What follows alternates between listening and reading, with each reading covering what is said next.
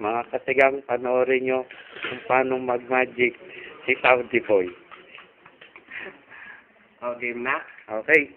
3 cards. 1, 2, 3. Sa ilalim nito, 3 na diamond. 3 na diamond. Sa ibabaw nito, 3 na diamond pa rin. sa gitna, 3 na diamond pa rin. so ang nakita mo ay 3 na 3 diamond. na diamond. I-reveal ulit natin yung 3 na diamond kanina.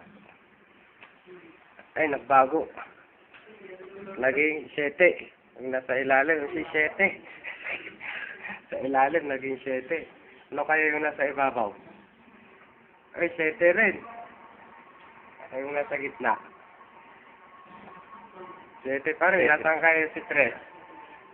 Ay, wala si 9.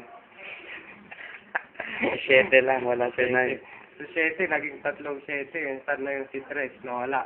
Baka ito na si 3. Ay, naging 2. Sa ilalim, naging 2. Si plus 2 yan. Plus 2. Ano naman kayo nasa ibabaw?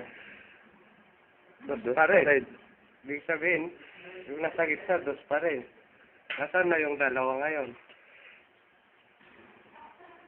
Check na ulit natin. Ay, bumalik na si 3. Paano nangyari yun? Hindi ko rin alam.